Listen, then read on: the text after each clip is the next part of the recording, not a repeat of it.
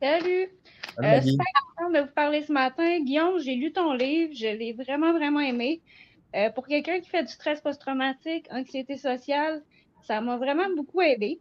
OK. Puis il y a un conseil là-dedans que là, c'est ça, je suis en réflexion. Tu dis de ne pas donner de conseils si c'est pas sollicité. Mhm. Le problème avec ma mère, c'est qu'elle le fait constamment. Et puis, étant donné qu'on a des antécédents de violence dans la famille, Mhm. on a eu vraiment. Mon enfance a été difficile. Je suis née avec des grosses maladies chroniques. Il y a beaucoup, beaucoup de sujets qui sont brûlés, qu'on ne Mhm. peut pas aborder sans que ça dérape. Ouais. Il y a eu un suivi IVAC-CAVAC avec ça.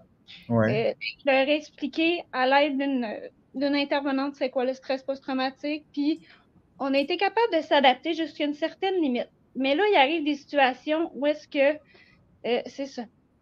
Quand que je parle de sujet, là, ça peut être vraiment n'importe quoi. Mhm. Mais ma mère, ses principales interactions avec moi, c'est vraiment axé là-dessus. Elle donne des conseils à tout bout de champ, puis, tu sais, jusqu'à une certaine limite, je suis capable de faire comme puis d'essayer de pas réagir. Mais il y Ouais. a tout le temps eu, tu sais, il y a un de tes vidéos où ce que tu parlais du triangle de Cartman. Ouais. Il y a tout le temps eu ça dans nos interactions. Ouais. J'ai l'impression que quand elle me donne des conseils comme ça, c'est vraiment glissant.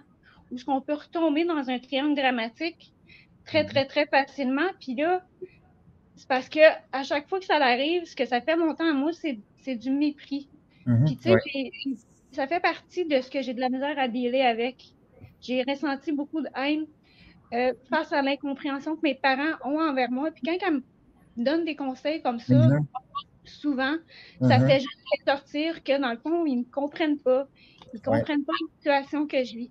Puis là, le problème avec ça, c'est que j'ai l'impression que si je lui dis OK, là, les conseils, c'est assez.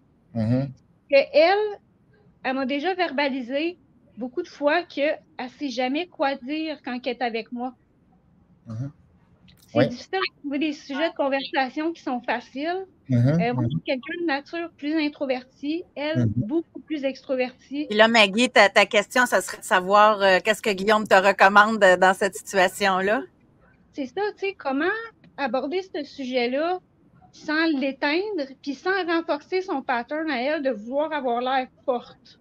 Mhm. Parce que OK. c'est ça qui ressort souvent aux Oui. interactions, dans tout ce qu'elle fait, le, la volonté d'avoir l'air très, très forte. Je crois que c'est de là que son pattern vient.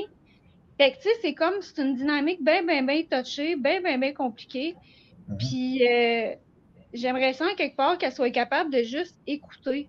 Mais je crois pas que ça va être facile à l'amener là. En tout cas, Mhm. Maggie, merci parce que déjà dans le chat, on dit que ton intervention, ça parle à certaines personnes. Fait que, Guillaume, qu'est-ce que tu suggères, toi?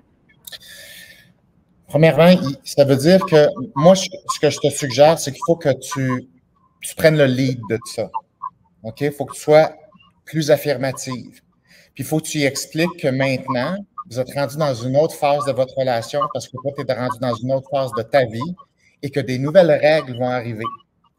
Donc, tu vas y annoncer une bonne nouvelle. Tu ne vas pas y dire que tu ne veux pas ses conseils.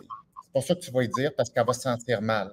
Ce que tu vas y dire, c'est que tu es rendu à une autre place dans ta vie, qu'il y a des interactions nouvelles dont tu as besoin, puis tu vas y expliquer ce que tu veux exactement, puis comment tu le veux. Puis tu vas y dire d'avance que ça va prendre un temps d'adaptation, mais vous allez vous pratiquer ensemble, puis que c'est bien correct. OK, attends un petit peu, j'avais juste fermé le son parce qu'il y avait un feedback. Est-ce que OK. ça te parle, Maggie, ça? Oui, ça me parle. La seule crainte que j'ai, c'est qu'elle prenne personnel, puis que ça réamorce une situation de, c'est-à-dire une réaction de ah ben c'est ça, blablabla, bla, bla, bla. Tu sais, Non, de.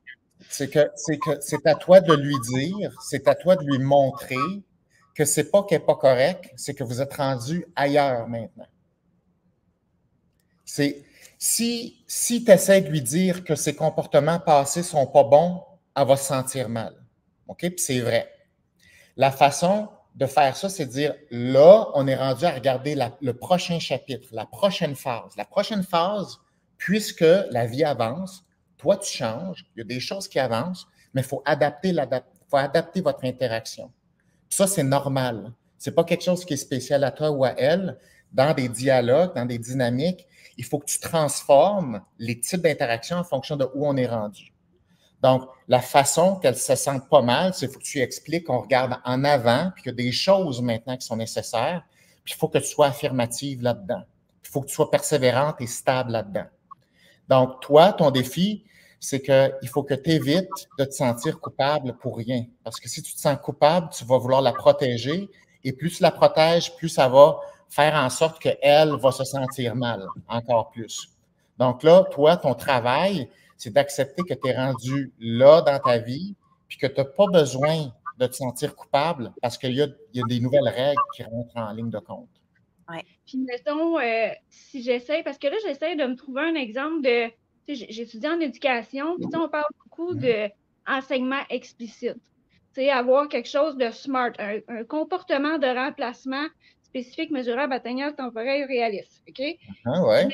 Qu'est-ce que je peux lui donner comme exemple pour remplacer ce comportement-là, de me donner des conseils? Bon, est-ce que tu as une idée par rapport à ça? Oui.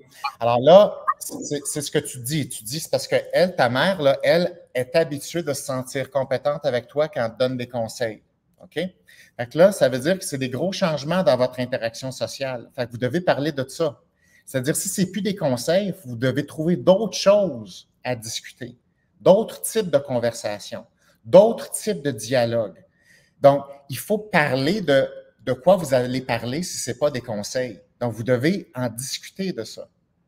Tu comprends? Il faut que ça soit dit là, explicitement, là, parce que sinon, c'est les conseils qui vont prendre la place. Puis ça, c'est une tendance là, qui est presque automatique.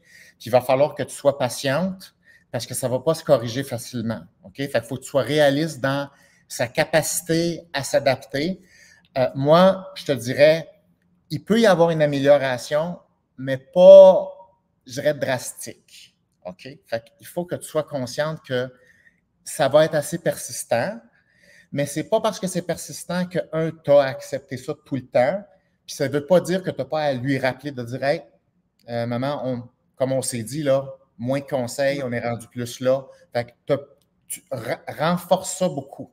Renforce ça beaucoup, puis n'hésite pas à prendre ta place. Merci beaucoup, Maggie. Ça va servir à plusieurs personnes. Merci d'avoir été avec nous. Bonne chance, Maggie.